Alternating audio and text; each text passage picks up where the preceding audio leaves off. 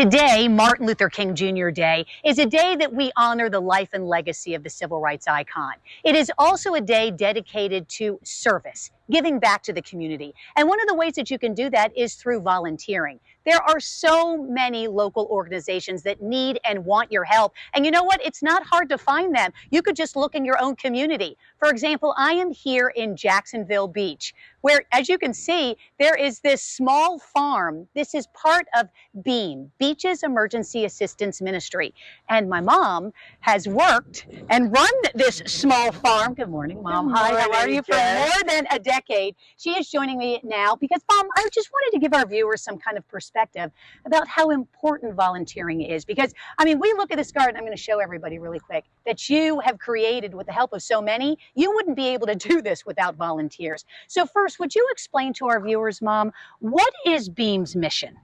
BEAM's mission is to provide emergency services and a path to financial security. And there's so much that we do on a daily basis, and we couldn't do it without our volunteers. Yeah, and the reality is that there are people, you know, who suddenly they're living paycheck to paycheck. They suddenly find themselves in a situation where they lose their job, or they have a relative who's ill and they can't go to work and they can't pay for the groceries, or they can't pay for their rent. And that's really where BEAM helps. Now, one of the things that you have created here over this last decade is this amazing garden growing vegetables, fresh vegetables here in the garden that is used to help feed clients of the pantry. Can you, first of all, show me the garden?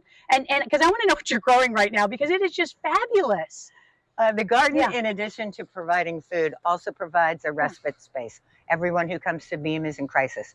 When you come to this beautiful garden and you walk around and take a deep breath, you see cauliflower, kale, collard greens, Swiss chard.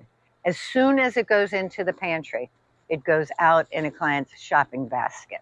So what would you do without volunteers? I have 35 volunteers a week who help me with this garden. I could not do this alone. This requires hours and hours and hours of work, of weeding, of planting, of starting seeds, of stepping up seeds, of taking garbage to the garbage, of painting, of repairing. This would be impossible to do without volunteers. Those are ready, okay? Holly Witt has been volunteering in the garden for more than 6 years.